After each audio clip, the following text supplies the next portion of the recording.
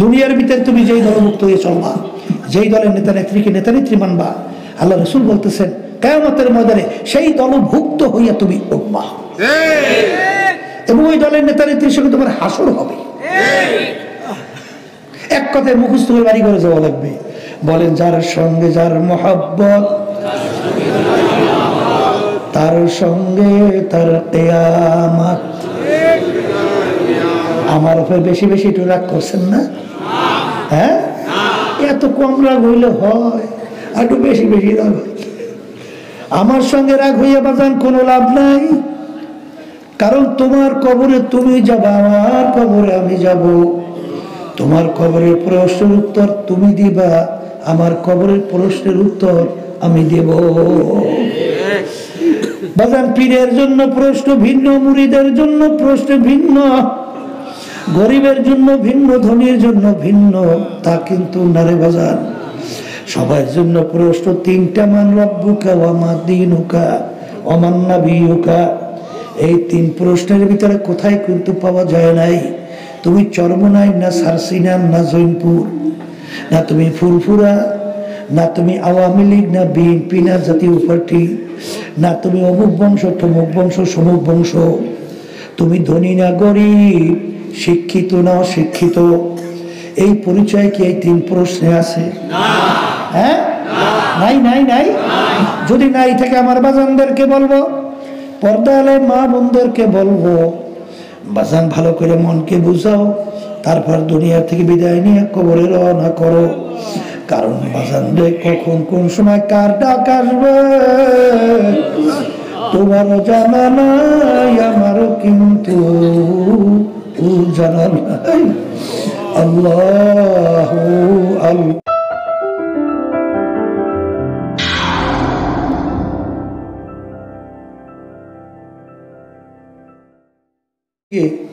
হাকিমুল উম্মাদ গালেবে গুমান আসলে থানবী রহমতুল্লাহ আলাইহি মনে পড়ে আর কি।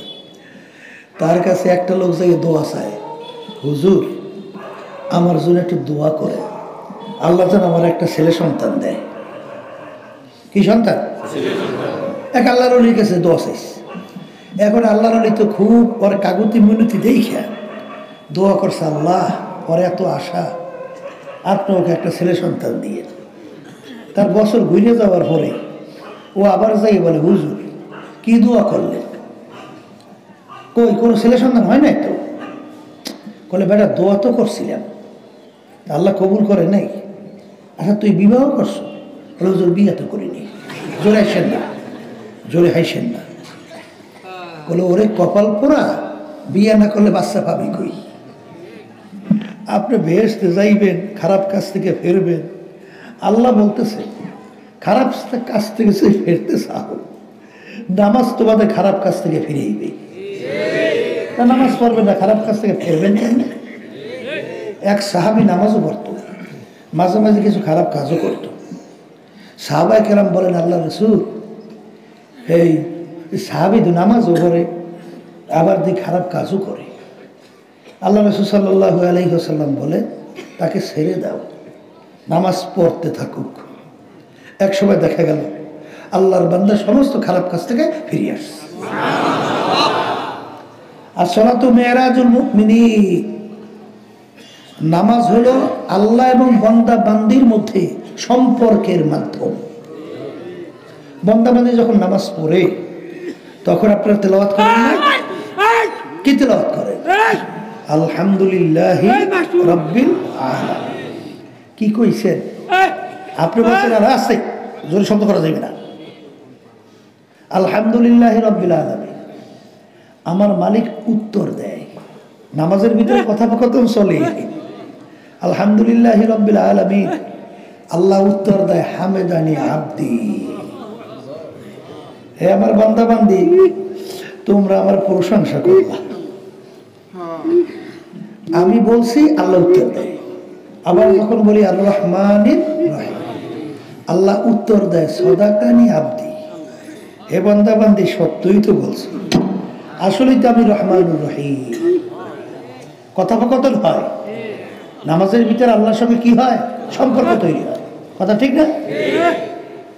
তাইলে আল্লাহর সঙ্গে সম্পর্ক তৈরি করতে চান, নামাজ ব্যতী রেখে আল্লাহর সঙ্গে সম্পর্কের কোনো রাস্তা সুরাত আছে? হ্যাঁ, এক ওয়াক্ত নামাজ পড়বেন, বলতে বলতে অন্য ওয়াক্ত আসছে। কেউ যদি ইচ্ছা করিয়া এক ওয়াক্তের নামাজ নিয়ে অন্য ওয়াক্তে নিয়ে কাজা কইরা পড়ছেন, কি কইরা, অর্থ ওয়াক্ত নাই, তখন ওই ওয়াক্তের নামাজ পড়ছেন, এটা কি কয়? কাজা। এরকম যদি এই কাজটা কেউ ইচ্ছা কইরা করে, এই অপরাধের জন্য 2,88,00,000 বছর জাহান্নামের আগুনে জ্বলা লাগবে। নামাজ একেবারে এক ওয়াক্ত ছাইড়া দিলে কত জাহান্নাম তা কিন্তু কোথায় নির্ধারিত নাই। আমার বাজানদেরকে বলো, কত বড় কঠিন হুকুম নামাজের। সন্তান খালাস হইতেছে, বেশিরভাগ ভিতরে কমভাগ বাইরে, ওই সময় যদি নামাজ রক্ত চলে যাওয়া শুরু করে, তখনও যে কোনো প্রক্রিয়া হোক, ইশারার মাধ্যমে হোক, আল্লাহর বান্দির নামাজ আদায় করতে হবে।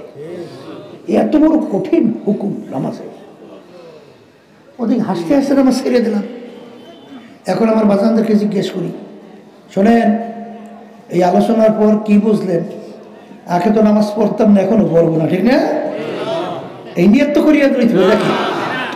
তাইলে আমি আমার বাজানদেরকে জিজ্ঞেস করবো, পর্দার আড়ালে মা বোনরা যারা শুনতেছেন, হুশ থাকতে, জীবন থাকতে 5 ওয়াক্ত নামাজ ছাড়বেন না, এরকম নিয়ত কে কে করতে পারে? আল্লাহর হাতে। এই সবাই উঠেছে না? 2 একজন বাত আছে, 500 টাকাই দেখেন তো। এই আলহামদুলিল্লাহ বলে হাত নামান, সবাই বলেন আল্লাহুম্মা আমিন। আল্লাহ আপনি কবুল করে নেন। এখন এক শ্রেণীর, বিশেষ করে আমার যুবক বাজানরা, ওরা মনে একটু বিপদে বেশি পড়ছে।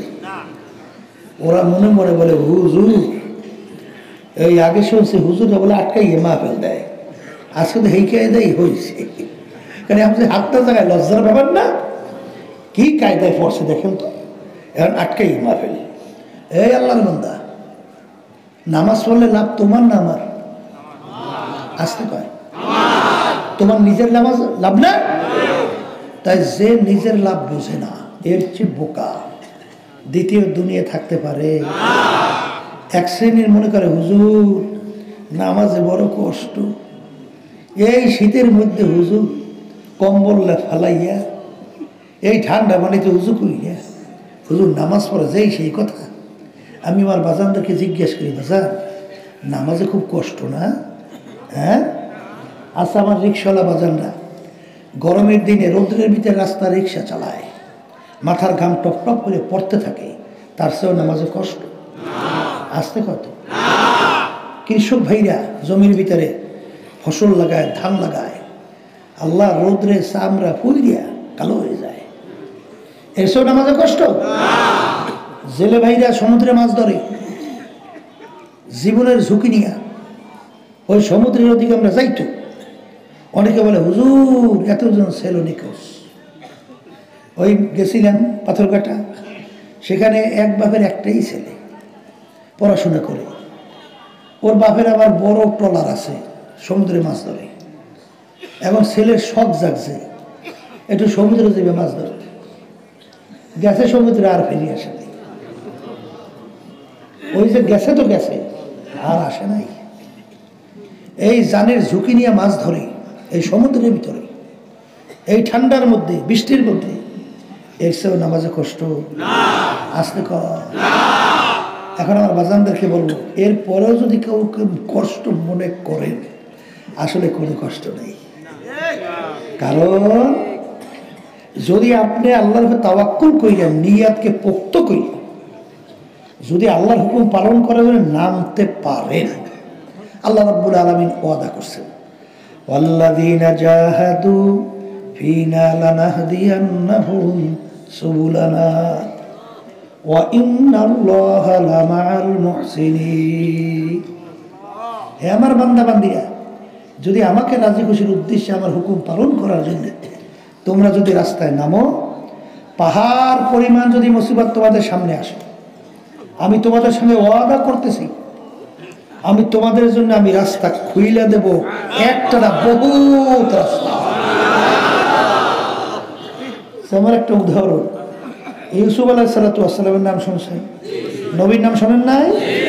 বিবি জুলাইখার নামও তো শুনছেন। বিবি জুলাইখা ইউসুফ আলাইহিস সালামকে আটকাইছে ঘরের মধ্যে, দরজাও 7টা, তালাও মারছে 7টা। দুনিয়ার কোনো নিয়মে বের হওয়ার কোনো সুযোগ আছে? কিন্তু নবী চিন্তা করছেন, মালিক জুলাইখার কথা তো আমি মানবো না, কি হবে তাও জানি না, বের হবো কিভাবে? আমি তোমার তাওয়াক্কুল করে দৌড় মারলাম। দৌড় মারার সঙ্গে সঙ্গে 7টা দরজার ভিতরে তালা। আল্লাহ রাব্বুল আলামিন টাস টাস কইরা তালা সব খুলে দিচ্ছে। এই নবী বেরিয়ে চলে আসছে, আটকাই রাখতে পারছে? কে দরজা খুলবে? রাস্তা কে খুলবে? তাহলে আপনার আমার এত চিন্তা কিসের? কথা ঠিক কিনা? আমার যুবক বাজানরা যারা চিন্তা করো বসে বসে, হুজুর এখন যুবক বয়স, হুজুর কথা যা বলছেন ঠিকই বলছেন, তাহলে এখন চিত্ত বিনোদনের সময়, আনন্দ ফুর্তির সময়। হুজুর এখন যদি আনন্দ ফুর্তি না করি করবো কবে? বুড়ো হইলে করা যাইবে? এখন একটু করে টেনে বুড়ো হইয়া ঠিকঠাক মতো তাওবা করবো, আল্লাহর হুকুম নবীর তরিকা অনুযায়ী চলবো। এক শ্রেণী আমার যুবক বাজানরা এই চিন্তা আছে না? আসতে কয়তো আছে আছে। আমি আমার যুবকদেরকে জিজ্ঞেস করি, বাজা তুমি যে বুড়া হবা এই গ্যারান্টিটা পাইছো কে কে? কেউ সার্টিফিকেট পাইছো যে তুমি বুড়া হবা? তোমার চেয়ে অনেক যুবক দুনিয়া থেকে বিদায় নিয়ে খবরে যায় নাই, তাই তুমি বুড়া হবে গ্যারান্টিটা পাইছো? হ্যাঁ, কিন্তু হে যুবক, এই যুবক বয়সে যদি তুমি তাওবা করতে পারো, আল্লাহ তোমার দরজা মর্যাদা সম্মান এত বাড়াইয়া দেবে, নবীদের মর্যাদায় তোমাদের মর্যাদা পৌঁছাইয়া দেবে। জওয়ানি তওবা করদাম শিবায় পয়গম্বরি ওয়াক্তে পীরে গিরগে জালে মিশাওয়াদ ফরজগারি। নবীদের মর্যাদা তোমাদের মর্যাদা। হে যুবক, তুমি কি চাও না যে তোমাদের মর্যাদা কিয়ামতের ময়দানে আল্লাহ রাব্বুল আলামিন নবীদের মর্যাদা দান করুক? যুবকরা বলো চাই। আল্লাহ আপনি কবুল করেন। শোনেন আমার যুবকরা, কিয়ামতের ময়দান যেদিন অন্য কোনো ছায়া থাকবে না, আল্লাহ রাসূল সাল্লাল্লাহু আলাইহি ওয়াসাল্লাম বলেন, সেই কিয়ামতের ময়দানে 7 প্রকার লোককে আল্লাহ ডাইকা ডাইকা তার স্পেশাল আরশের মধ্যে ছায়া দান করবে। কয় প্রকার? এর ভিতরে 1 প্রকার ওই যুবক, যেই যুবক তার জওয়ানিটা আল্লাহর রাস্তায় কাটাতে পারবে। আমার যুবক বাজানরা, তোমরা কি চাও না যে কিয়ামতের ময়দানে যেদিন কোনো ছায়া থাকবে না, আল্লাহর আরশে ছায়া পাই? চাও না? আল্লাহ আপনি কবুল করে নেন। এখন অনেক মুরব্বীরা মনে মনে বলে, হুজুর সহজ সুযোগ সুবিধা সব ঈদের যুবকদের, আমাদের হুজুর কিছুই নেই, আগে মানে তো বুঝিও নাই, তখন তো পাগলামি ঠাকলামি করিয়া জীবন শেষ করছে। এখন তো বুড়ো হওয়ার পর এখন হুজুর বুঝে আসছে, তাও বাও ঠিক মতো করছি, কিন্তু আমাদের সুযোগ সুবিধা নাই। আপনাদের জন্য আছে, আপনাদের জন্য বলা আসতে বলে, আপনাদের জন্য ওই জাকিরি, ওই যারা গোপনে নির্জনে আমার মালিকের জিকির করবে, করতে করতে 2 চোখের পানি ছাড়বে। ফাফাজাত আইনাহু, তাদের 2 চোখের থেকে পানি ছাইরা মালিকের দরবারে কাঁদবে আর মাপ চাবে গুনার থেকে, জাহান্নাম থেকে, আল্লাহর আযাব ও গজবের থেকে। ওই জাকিরিনকে আল্লাহ রাব্বুল আলামিন ডাইকা তার স্পেশাল আরশে ছায়া দান করবে। বর্তমানে কিন্তু 1 শ্রেণীর আছে, আল্লাহর জিকির তো করেই না, বরঞ্চ যারা আল্লাহর জিকির করে বন্ধ করার চেষ্টা করে, আছে না?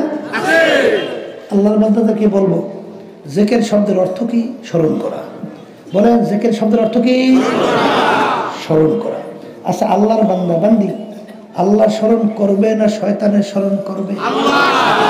হ্যাঁ, তাইলে আপনি আল্লাহ স্মরণ করবেন, তো এইটা সহ্য করতে পারে না কে? বলেন শয়তান। কে সহ্য করতে পারে না? আমি বলি না, আল্লাহ রাসূল সাল্লাল্লাহু আলাইহি ওয়াসাল্লাম বলছেন, আর শায়তানু জাসিমুন আলা কলবি বানি আদম ফাইদা যাকারাল্লাহ খানাসা ওয়া ইদা গফালা ওয়াসওয়াসা।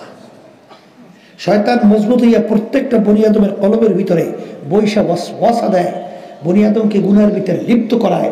কিন্তু যেই আল্লাহর বান্দাবান্দি আল্লাহর জিকির করে, জাকিরিনের কলবের মধ্যে শয়তান থাকতে পারে না। তাহলে আল্লাহর থেকে সহ্য করতে পারে না কে? আবার কোন? শয়তান। তাহলে তুমি সহ্য করতে পারো না কেন? বুঝতে হবে, তোমাকে শয়তান দখল করছে। তোমাকে শয়তান আর আসতে বলে কি করছে?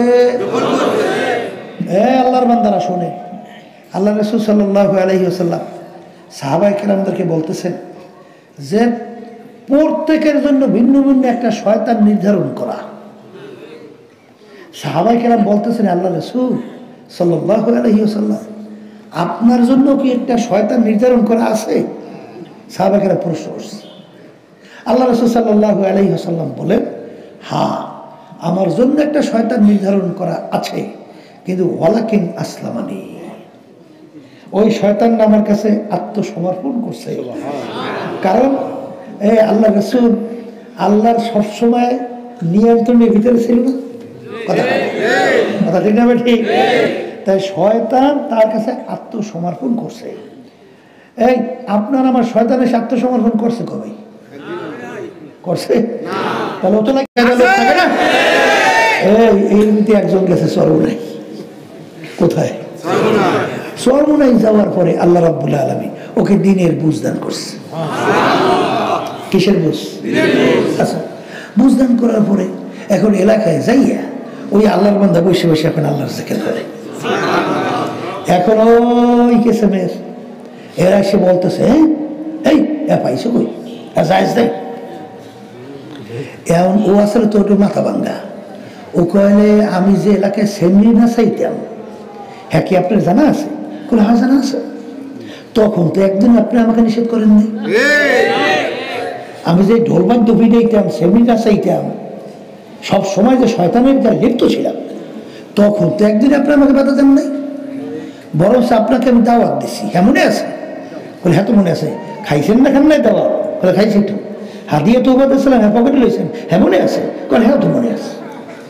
কথা এই সময় তো কোনোদিন আমাকে বললেন না, কিন্তু আজকে আমি চরমনায় যাওয়ার পর আল্লাহ একটু দিনের বুঝ দান করছে। এখন আল্লাহকে রাজি খুশির জন্যে আমি আল্লাহকে একটু ডাকাডাকি করি। এখন তুমি এটা সহ্য করতে পারো না, এই লাড়ি দেখছো, একটা পিটান দিয়ে মাথা ভাড়াই ফেলা। কথা বুঝতে পারছেন?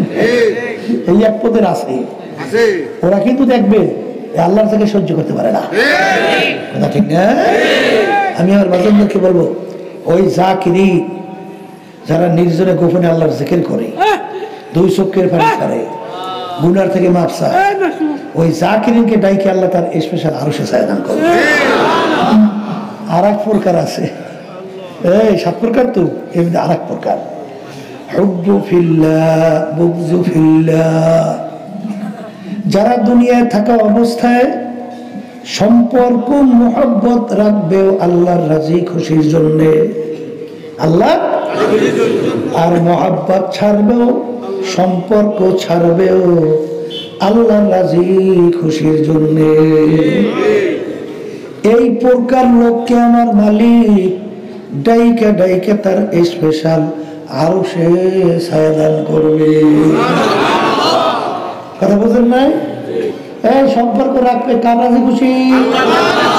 ছাড়বে কার রাজি খুশি? এখন আমার বাজানদেরকে বলি, এক শ্রেণী আমার বাজানরা দুনিয়ার ভিতরে, বিশেষ করে বাংলাদেশের মধ্যে, এই তাম দুনিয়া আদর্শ বাস্তবায়নের লড়াই চলছে। তাম দুনিয়ায় আবার বলেন আদর্শ বাস্তবায়নের লড়াই। এর ভিতরে একটা আদর্শের নাম হলো সমাজতন্ত্র। কথা কথা এই আর একটা নীতি আদর্শের নাম হলো প্রচলিত গণতন্ত্র। আর একটা নীতি আদর্শের নাম হলো ধর্ম নিরপেক্ষতাবাদ। আর একটা নীতি আদর্শের নাম হলো ইসলাম। আমার বাজানদেরকে বলি, সমাজতন্ত্র ওদের স্লোগান কি তা জানেন? কেউ খাবে তো কেউ খাবে না, তা হবে না, তা হবে না। অর্থাৎ বলতে চায় কেউ থাকবে গাছতলায় আর কেউ থাকবে পাঁচতলায়, হবে না, মানে সব সমান। ওই যেগুলোই ধোকাবাজি স্লোগান দেয় ওরাই দেখবেন পাঁচতলায়। কথা ঠিক না? এবারে ধোকাবাজি মুখরোচক, গরিবদেরকে টানা খুব সহজ। বুদ্ধিটা করছে কি, কেউ থাকবে গাছতলায় কেউ থাকবে পাঁচতলায়, আসলে ধোকাবাজি, আসলে কি ধোকাবাজি, কথা ঠিক? এই সমাজতন্ত্র এইটা প্রতিষ্ঠিত রাশিয়া সহ অন্যান্য দেশে কমিউনিজম। এই সেখানে লেনিন, কার্ল মার্কস, মাও সেতুং, এই লেনিনের মূর্তি বিরাট আকারে তৈরি করছে, কিন্তু ওই নীতি আদর্শ অনুযায়ী চলিয়ে দেখে এ অশান্তি শেষ নাই। যেখানে যায় সেখানে অশান্তি। এবার কি কায়দা করবে ওরা চিহ্নই দেখা যাবে না। এই কেয়ারে নিয়া ওইটার উঠাইয়া একসে সাগরে, ওই মূর্তি নিয়ে সাগরে ফেলাই গেছে। তাহলে বোঝা গেল ওই নীতি আদর্শের মাঝে শান্তি আছে, আছে, আসবে। এই আল্লাহর বান্দারা, আর একটা নীতি আদর্শের কথা বলছি, প্রচলিত গণতন্ত্র, যার প্রবক্তা আমেরিকান প্রাক্তন প্রেসিডেন্ট আব্রাহাম লিঙ্কন। এই প্রচলিত গণতন্ত্রের থিওরি দিছিল government of the people, by the people, for the people. এক কথায় বোঝাতে চায় সমস্ত ক্ষমতার মালিক জনগণ। কথা বুঝেন? সমস্ত ক্ষমতার মালিক হলো জনগণ।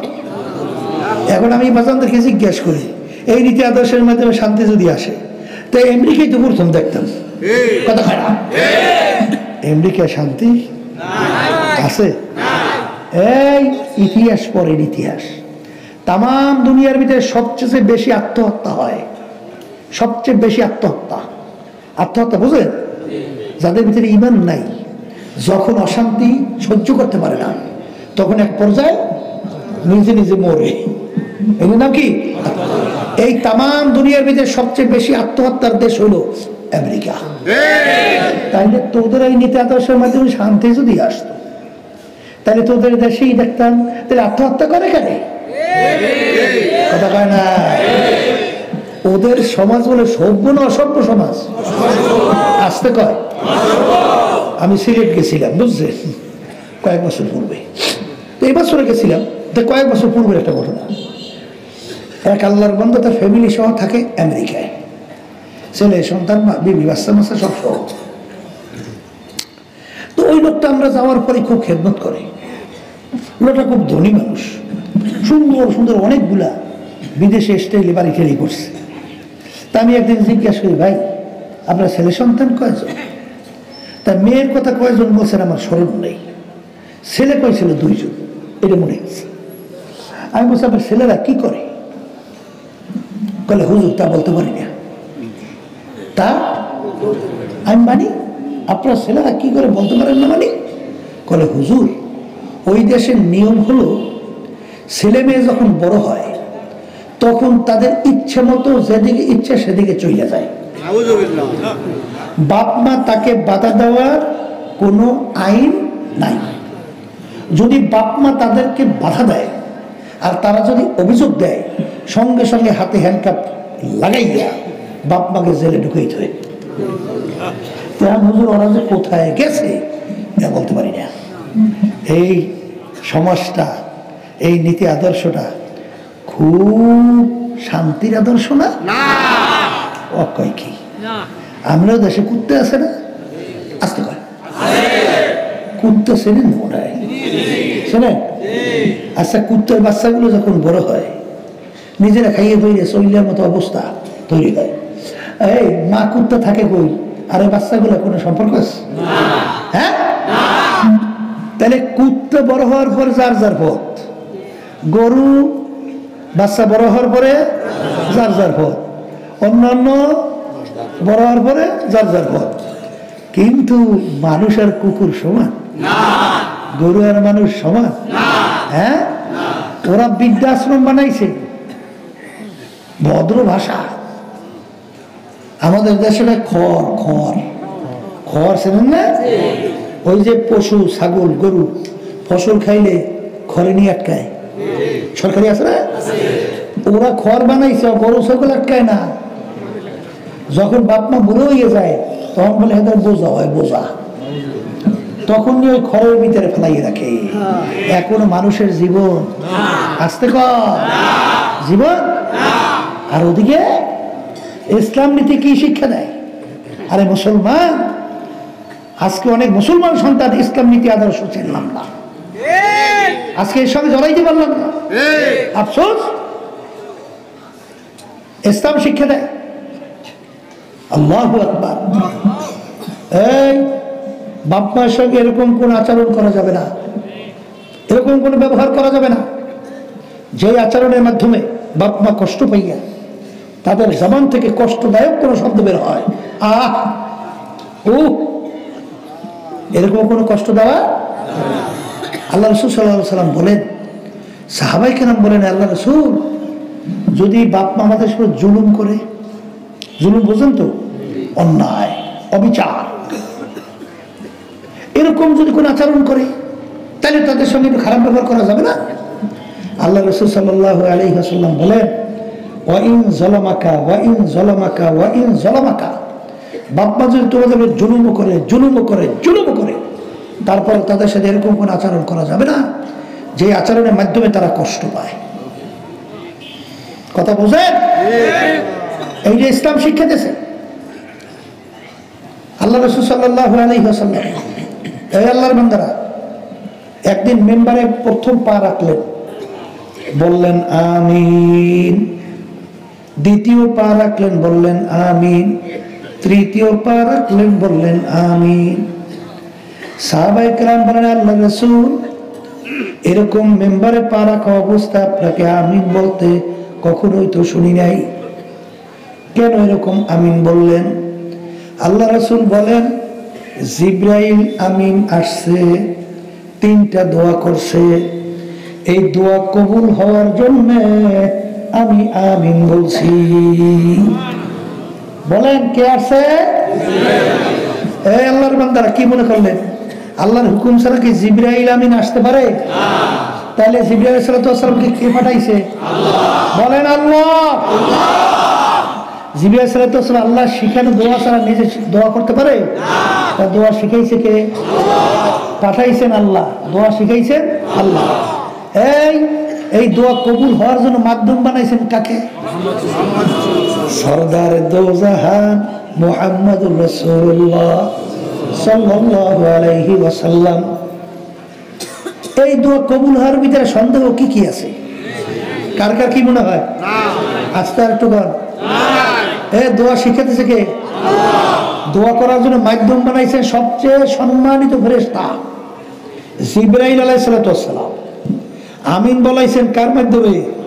সবচেয়ে মাখলুকাতের ভিতরে উত্তম সৃষ্টি আল্লাহ রাসূল সাল্লাল্লাহু আলাইহি ওয়াসাল্লাম। দোয়া কবুল হওয়ার মধ্যে সন্দেহ নাই। কয়টা দোয়া মুখস্থ করেন?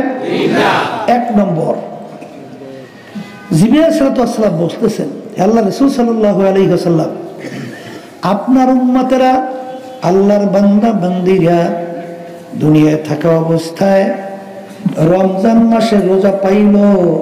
কি মাসে? এই সুযোগ পাইয়াও তার জীবনের গুনাহ যে মাফ করায়া নিতে পারলো না, ওর ধ্বংস হোক। রমজান মাসে রোজা পাইয়া যে তার জীবনের সব গুনাহ মাফ করাইয়া নিতে পারে নাই, তার কি হোক? ধ্বংস হোক।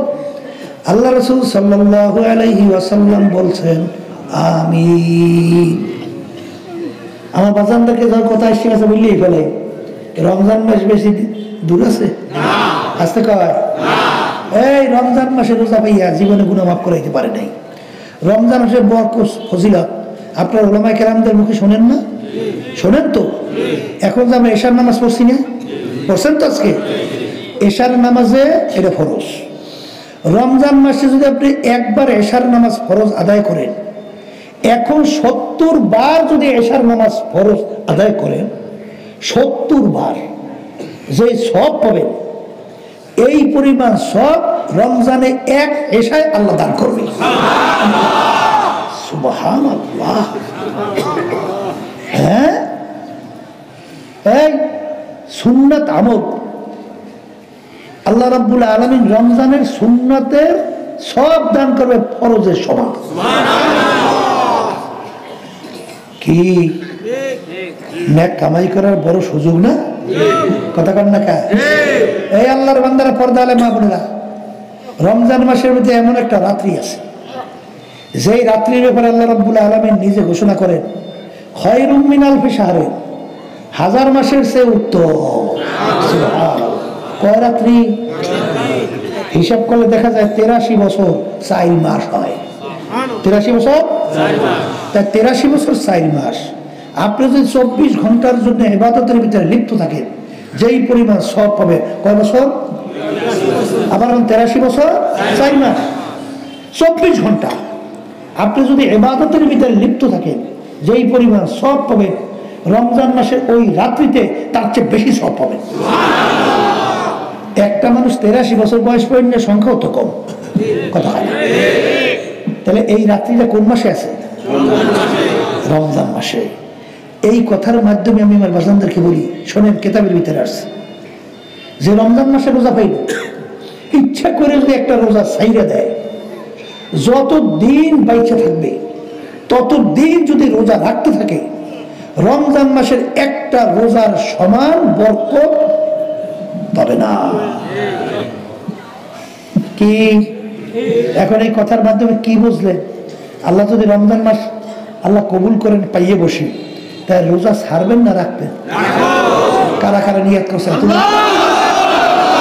ঘরের পর্দা হলে মা বোনরা উঠাইয়েন, আল্লাহ দেখো। আল্লাহ আল্লাহ আল্লাহ হাত নামান, আল্লাহ তৌফিক দান করেন, আল্লাহ আপনি কবুল করেন। এই রমজান মাসের মধ্যে সংক্ষেপে বললেই ফেলাই, এই 12 মাসে বছর হয়। 12 মাসে, এই 12 মাসের ভিতরে সবচেয়ে সম্মানিত মাসের নাম কি? মাশাআল্লাহ, সবাই তো জানে। কোন মাস? আচ্ছা বলেন তো, রমজান মাস সম্মানিত হইলে কেন? বলেন, কোরআনুল কারীম ওই মাসে নাযিল হওয়ার কারণে মাস সম্মানিত হয়ে গেছে। জোরে বলেন আলহামদুলিল্লাহ। ওই যে শুনেছিলেন যে ওই মাসের ভিতরে একটা রাত্রি আছে, যেই রাত্রিটা হাজার মাসের চেয়ে উত্তম। এত উত্তম হইল কেন? ওই রাত্রিতেই কোরআনুল কারীম নাযিল হয়েছে। সবাই জোরে বলেন সুবহানাল্লাহ। 1 লক্ষ বা 2,24,000 নবী রাসূল দুনিয়াতে আল্লাহ পাঠাইছে। কত? 1 লক্ষ বা 2,24,000 নবী রাসূল আল্লাহ দুনিয়াতে পাঠাইছে। এর ভিতরে সবচেয়ে সম্মানিত শ্রেষ্ঠ নবীর নাম কি? মুহাম্মদ রাসূলুল্লাহ। কারণ আল্লাহর হাবিবের উপর আল্লাহ রাব্বুল আলামিন কোরআনুল কারীম নাযিল করছে। আচ্ছা, সমস্ত নবীদের ভিতরে সবচেয়ে সম্মানিত শ্রেষ্ঠ উম্মতের নাম কি? আমরা আলহামদুলিল্লাহ বলেন। কারণ কি? কোরআনুল কারীম আল্লাহ রাব্বুল আলামিন আমাদের জন্য পাঠাইছে। তাহলে আজকে এক কথায় কোরআনুল কারীমের সম্মানে বলেন মাস সম্মানিত। বলেন, মুখ খুলে বলেন। কোরআনুল কারীমের সম্মানে রাত্রি সম্মানিত। বলে, কোরআনুল কারীমের কারণে নবী সম্মানিত। কোরআনুল কারীমের সম্মানের কারণে উম্মত সম্মানিত। এখন আমার বাজানদেরকে বলবো, যেই আল্লাহর বান্দা বান্দি কোরআনুল কারীম অনুযায়ী নিজের জীবনকে চালাবে, ওই মানুষটাও সমাজের ভিতরে সম্মানিত। আজকে আপনাদের পাশেই ঘুমায় আছে আল্লাহু আকবার আমসাদ সাহেব রাহমাতুল্লাহি আলাইহি। আল্লাহু আকবার। সবাই বলেন, লোকটা ভালো না খারাপ? কেন ভালো বলেন? আস্তে কেন কেন কেন? হ্যাঁ, কোরআনুল কারীমের সম্মানে ব্যক্তি সম্মানিত। এখন আমার বাজানদেরকে বলবো, পর্দালে মা বোনদেরকে বলবো, যেই আল্লাহর বান্দা বান্দি নিজের জীবনকে কোরআনুল কারীম অনুযায়ী চালাবে, সেই মানুষটা সমস্ত মানুষের ভিতরে সম্মানিত। যেই ঘর কোরআনুল কারীমের নিয়ম অনুযায়ী চলবে, বলে যেই ঘর কোরআনুল কারীমের নিয়ম অনুযায়ী চলবে, ওই ঘরটাও সমস্ত ঘরের ভিতরে সম্মানিত। আমি ভুল বলি নেব না? যেই সমাজ কোরআনুল কারীম অনুযায়ী চলবে ওই সমাজটা সমস্ত সমাজের ভিতরে সম্মানিত। যেই রাষ্ট্র কোরআনুল কারীম অনুযায়ী চলবে ওই রাষ্ট্রটা তামাম দুনিয়ার রাষ্ট্রের ভিতরে সম্মানিত। ঠিক বলছি না ভুল বলছি? শোনেন, আমি তো শুনছি, শুনে খুব খুশি তো হয়েছি। আপনাদের এলাকা আলহামদুলিল্লাহ দিনের প্রতি আপনাদের অনেক আন্তরিকতা, আলহামদুলিল্লাহ। আমাদের এখানে মাদ্রাসা মুহতামিম সাহেব, তিনি চেয়ারম্যান নির্বাচন দাঁড়াইছিল না, আপনারা স্বতঃস্ফূর্ত তাকে সমর্থন দিয়েছেন না? কারণ কি? কোরআনুল কারীমের মহব্বতে। আসতে কয় কথা ঠিক না? ঠিক। এই জন্য আমার বাজানদেরকে বলবো, পর্দা আলে মা বোনরা যারা শুনতেছেন, শোনেন, যেই কথা বলতে চাইছিলাম, আমি 2003 সাল চরমোনা ইউনিয়ন, সেখানে চেয়ারম্যান নির্বাচনে দাঁড়িয়েছিলাম 2003 সালে। আজকে তো প্রায় 21-22 বছর আগে, না কত বছর? হ্যাঁ, প্রায়। আচ্ছা, সেখানে অন্য দলে একটা লোক আমাদের নির্বাচনী স্টেজের ভিতরে আসছে, আসছে বক্তব্য রাখতেছে, আমার কথা উল্লেখ করে বলতেছে সে যদি চেয়ারম্যান হয় তাহলে সমাজের রাস্তাঘাটের কি উন্নয়ন হবে তা জানি না, তবে নামাজের সংখ্যা বাড়বে। কথা বলছে। আলহামদুলিল্লাহ, আমি তো চেয়ারম্যান হয়ে গেছি। চেয়ারম্যান হওয়ার পরে এখন এলাকার উল্লেখযোগ্য ব্যক্তিরা আমাদের সঙ্গে একসঙ্গে সালিশ ব্যবস্থা করছে না, বসার পরে এখন নামাজের সময় তো আলহামদুলিল্লাহ আমি নামাজে রওনা করছি। এখন বড় মেয়েরা কি করবে? লজ্জা শরমে তো যাওয়া লাগে, ঠিক আছে? চেয়ারম্যান সামনে নামাজ পড়তে যায়, বসে থাকলে কেমন দেখায়, মন চায় না, এরপরে জোর করে যাওয়া লাগে। তাইলে চেয়ারম্যান যদি নামাজি হয়, নামাজি সংখ্যা বাড়ে বাড়ে। কথা ঠিক। একটা এমপি যদি স্যার নামাজি হয়, আপনারাই কিন্তু কইতে আছেন আরো বাড়ে, আরো বাড়ে। দেশ পরিচালনায় প্রধানমন্ত্রী যদি নামাজি হয়, হ্যাঁ। কিন্তু আশ্চর্য, এক শ্রেণী আমার বাজানরা আছে, নামাজও পড়ে, রোজাও রাখে, হজও করছে, তাসবিনে মাওলার জিকিরও করে, কিন্তু সমর্থন দেয় বেনামাজিদের, ঘুষ করে দেয়, সুদখোর, চাঁদাবাজ, এই দেশের টাকা লুটপাট করে বিদেশে বেগম পাড়া তৈরি করে। ভুল কই নিয়ে মনে হয়? হ্যাঁ, ওদিকে তো খুব নামাজ পড়ে। আল্লাহর বান্দারা, শুনছিলাম ছোটবেলায়, যার লাগে বলে হ্যাঁ লাগে জোড়া হয়, চোরের বলে জোড়া হয়, চোরের লাগে। কবুতর পাখি ছাড়িয়ে দিয়েছেন, ওর জোড়াটা কি শালিকের লাগে না কবুতর লাগে? ঘুঘু পাখি ছাড়িয়ে দিয়েছেন, ওর জোড়া কার লাগে? তাই তুমি নামাজি, তোমার জোড়াটা বেনামাজির লাগে হয় কিভাবে? হ্যাঁ, এত অসম্ভব কথা। তাহলে তোমার নামাজ ভিতরে ফিট হয় নাই। তুমি বাহ্যিক নামাজ পড়ো, ধোকাবাজি। নামাজি কখনোই বেনামাজিকে সমর্থন করতে পারে, কথা পরিষ্কার। আর নামাজি কখনোই বেনামাজিদের দল করতে পারে না। কারণ কি তা জানেন? আল্লাহ রাব্বুল আলামিন কোরআনুল কারীমের ভিতরে বলছেন, আমি শুনেই রেখে যাই, কি মানবে তা জানি না। আল্লাহ রাব্বুল আলামিন কোরআনুল কারীমের ভিতরে বলেন, ইয়াওমা নাদউ কুল্লা উনাসিন বিইমামিহিম, কিয়ামতের ময়দানে আমার মালিক প্রত্যেকটা মানুষকে তার দলের নেতা নেত্রীর সঙ্গে ডাকবে। এখানে প্রত্যেকটা মানুষ, কেউ বাদ নাই। একে তো কোরআন কারীমে আয়াত শুনাইছি, আল্লাহ বলতেছে প্রত্যেকটা মানুষকে তার দলের নেতা নেত্রীর সঙ্গে ডাকবে। ডাইকে আমার মালিক বলবেন, তোর দলের নেতা নেত্রী যেদিকে যায় ওদের পিছনে পিছনে সেই দিকে যা। এক কথা আমার মালিক বলেন, তোর দলের নেতা নেত্রীর যেখানে জায়গা তোরও সেইখানে জায়গা।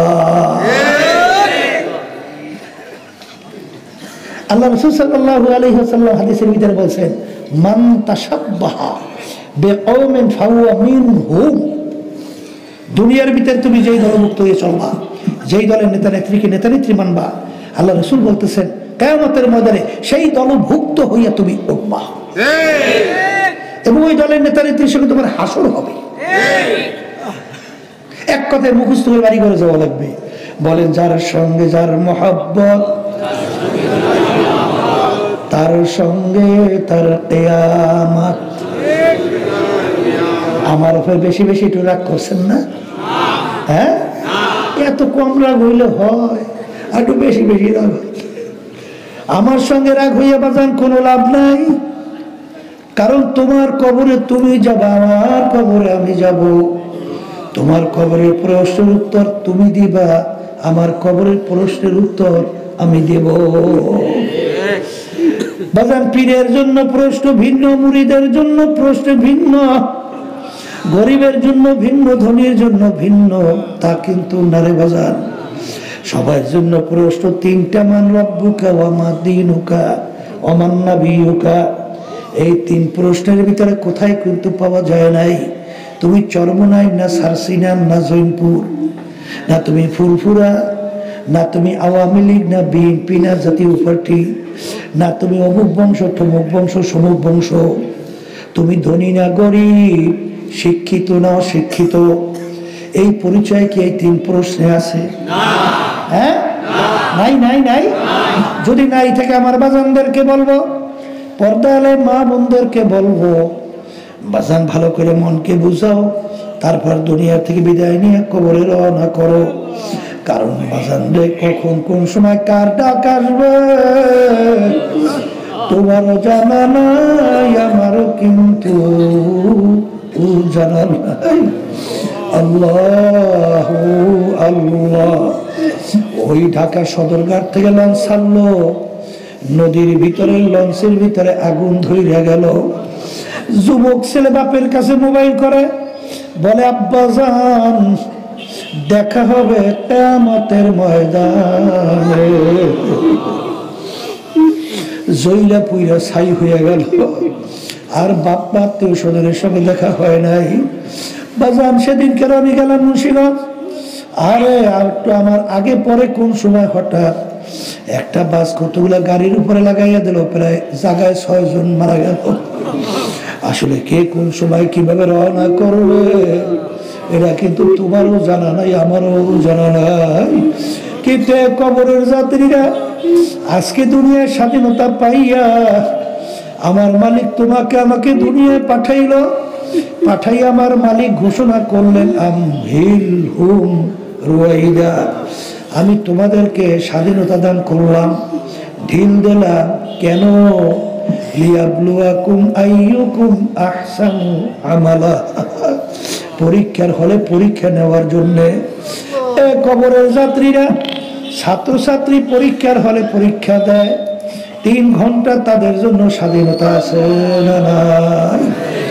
বাজার প্রশ্ন দেওয়া হয়, পত্র দেওয়া হয়, ওই সময় 3 ঘন্টা যা মনে করে তা লাগবে, তাকে বাধা দেওয়ার কোনো আইন কিন্তু নাই।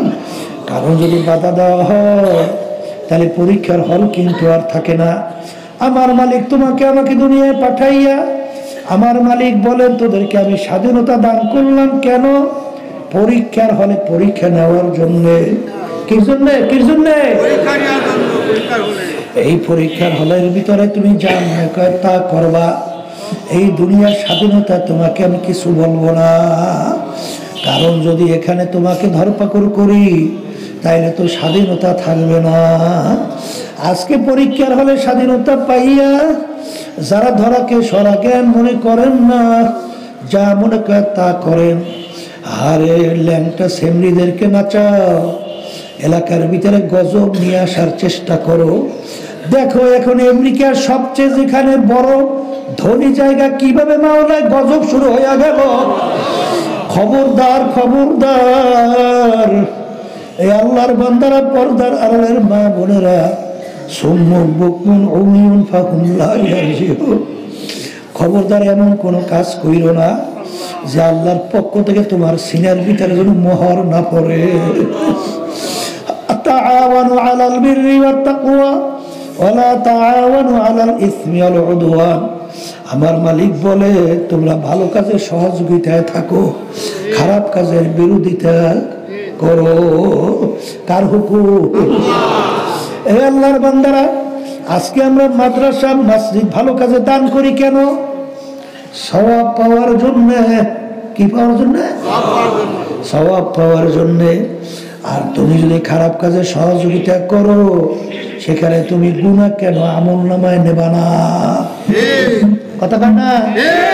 কি তখন গুনাহ তোমার আমল নামায় যাবে না? আহারে আফসোস, কোন জ্ঞানী, কোন মুসলমান যাই না শুই না বুঝা যে কাজের ভিতরে আল্লাহ বেজার, আল্লাহ রাসূল বেজার সাল্লাল্লাহু আলাইহি ওয়াসাল্লাম, যেই কাজের মাধ্যমে আমল নামায় গুনাহ জমা হবে, সেই কাজের আমি সহযোগিতা করব? এক কোন জ্ঞানী, কোন মুসলমান, কোন ইমানদার কোনদিন পারে না। আর সবসময় মনে রাখো, আল্লাহ রাসূল সাল্লাল্লাহু আলাইহি ওয়াসাল্লামের হাদিস, মান রাআ মিনকুম মুনকারান ফালিয়ুগাইয়িরহু বিয়াদিহি ফাইন লাম ইয়াস্তাতি' ফাবিলিসানিহি ফাইন লাম ইয়াস্তাতি' ফাবিকলবিহি ওয়া যালিকা আযআফুল ঈমান। আল্লাহ রাসূল সাল্লাল্লাহু আলাইহি ওয়াসাল্লাম বলেন, অন্যায়ের প্রতিবাদে, অন্যায় প্রতিবাদে তোমার যদি শক্তি থাকে, অন্যায়কে হাত দিয়া ফিরাইয়া দাও। অন্যায়কে হাত দিয়া ফিরাইয়া দাও। ওই পরিমাণ শক্তি না থাকলে মুখ দিয়ে বললে অন্যায়কে ফিরাও। ওই পরিমাণ শক্তি না থাকলে মনে মনে পরিকল্পনা করতে থাকো কিভাবে অন্যায়কে ফিরানো যায়। শেষের অবস্থানকে আল্লাহ রাসূল বলেন ঈমানের দুর্বল অবস্থা। ঈমানের দুর্বল অবস্থা, এটা ঈমানের সাথে সম্পৃক্ত। অন্যায়ের প্রতিবাদে আমাদের শক্তি থাকলে অন্যকে হাত দিয়ে ফিরে যেতে হবে, শক্তি না মুখ দিয়ে বইলে ফিরে যেতে হবে। শক্তি না থাকলে মনে মনে পরিকল্পনা করতে হবে কিভাবে অন্যকে ফিরানো যায়।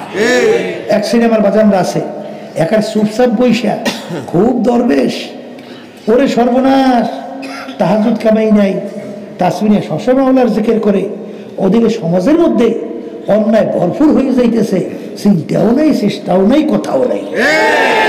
ঠিক কিনা? ভালো করে যাই না রাখো, যার ভিতরে জেহাদি প্রেরণা থাকবে না, ওর মৃত্যু হবে মুনাফিকের মৃত্যু। আর মুনাফিকের ব্যাপারে আসছে ফি দারকিল আসফালি মিনান নার, ওর জায়গা হবে জাহান্নামের একেবারে শেষ ধাক্কা। কি? এই জন্য আমার বাজানদেরকে বলবো, পর্দার মা বোনদেরকে বলবো, সবসময় মন কি বুঝে? ওরে মন, কোরআনুল কারীম কিন্তু সত্য, 1500 বছর আগে নাযিল হলো, আজ পর্যন্ত কেউ কেন ভুল করতে পারে নাই, আর কেউ কোনোদিন পারবেও না। আসতে কয় পারছে? পারবে না। যদি না পাইরা থাকে, বাজানদেরকে বলো, দুনিয়ার জিন্দেগি কিন্তু একটাই, দুনিয়ার জিন্দেগি একবার যদি কেউ কবরে যাইয়া ঠগ, দ্বিতীয়বার দুনিয়াতে এসে আপিল কইরা জিতবার কিন্তু আর আশা নাই। হে কবরের যাত্রীরা, দুনিয়ার যে কোনো কাজে যদি কেউ 5 বারও ঠগ, আবার ওই কাজের ভিতরে চেষ্টা করলে জিতবার আশা করা যায়, কিন্তু একবার যদি কবরে কেউ ঠগ আর দ্বিতীয়বার দুনিয়াতে আইসা আপিল কইরা জিতবার কিন্তু আর আশা না। এরপরে যদি না বুঝো, আমার মালিক মাঝে মাঝে কত ঘটনা বাংলাদেশের মধ্যেও দেখায়। বাজান আমি 1 না 2 সফর আগে কুড়িগ্রাম থেকে আসলাম, চরমোনাইয়ের মুজাহিদ ছিল, অনেকে তাকে ঘুঘু মুন্সি কইয়া ডাকতো, আসলে তার নাম ছিল বশির উদ্দিন মুন্সি। বাজান দুনিয়া থেকে বিদায় নিয়ে কবরে যাওয়ার পরে 32 বছর পরে নদীর ভাঙ্গরে যখন তার কবর ভাঙিয়া গেল, 32 বছর পরে কাপড়ে কাপড় সহ লাশ কানাম তাজা বের হইয়া আছে। অনেক জাতীয় পত্রিকায় ছবি সহ দিয়া দিছিল, কি সহ? কে কে দেখছেন এত জানতো? দেখেন কত মানুষ দেখছে 32 বছর পর কাপড়ে কাপড় সব লাশ তাজা বের হয়ে আসছে, কাপড়ের কিছু হয় না, মার্কিন কাপড় মাটির সঙ্গে লাইগা রইছে। 32 বছর পরে কাপড়টাই না দেখে মনে হয় যেন এখন নতুন কাপড় গায়ে লাগাইছে। যত ঘটনা মাঝে মাঝে আমার মালিক কবরে দেখায়, দিনদার পরহেজগার আল্লাহওয়ালা ছাড়া কিন্তু দেখা যায় না।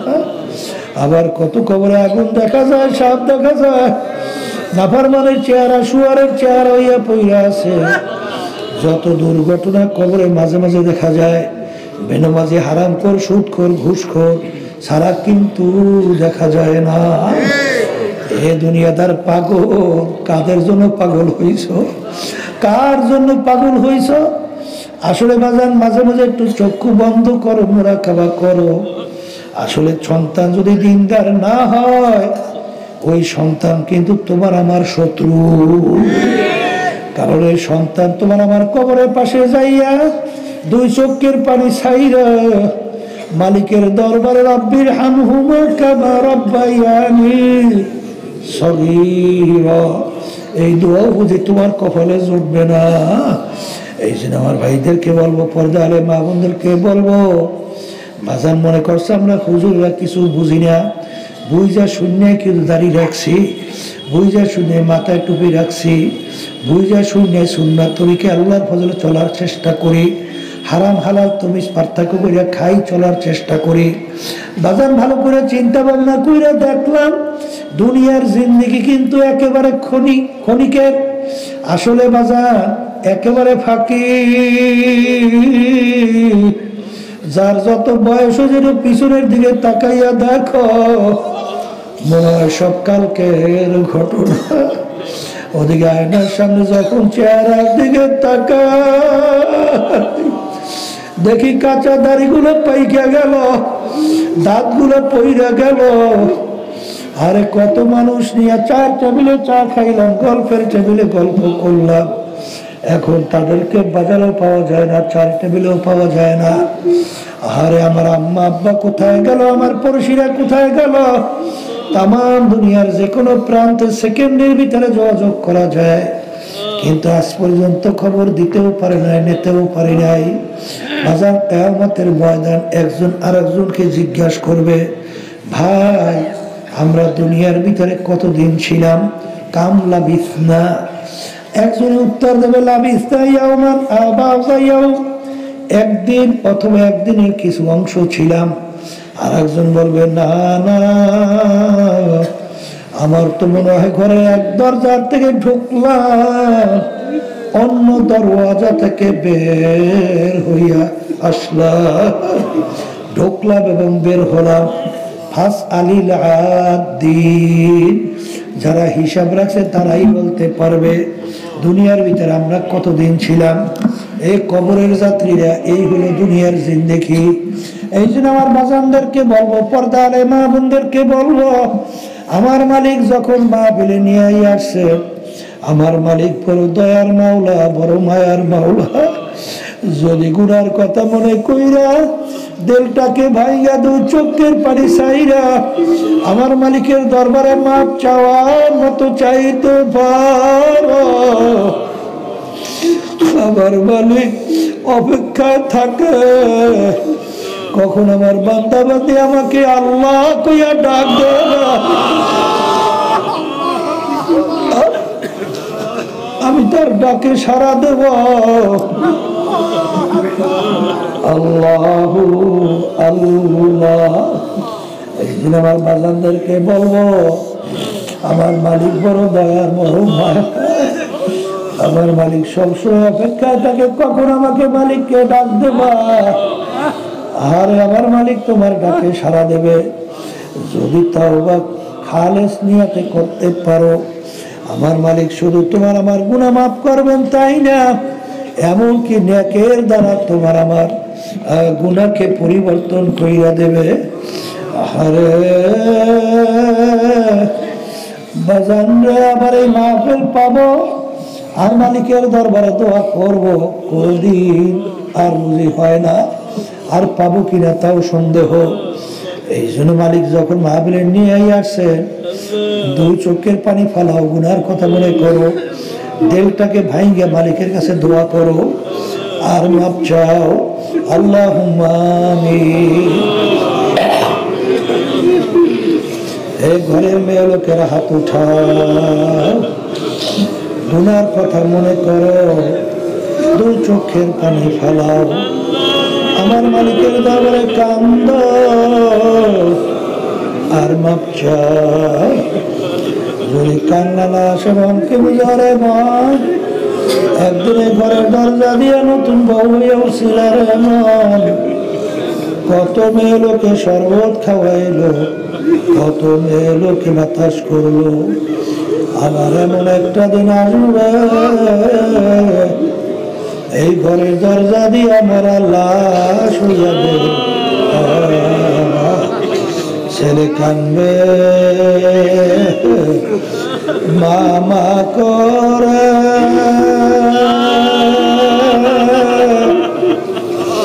মেয়ে কানবে মা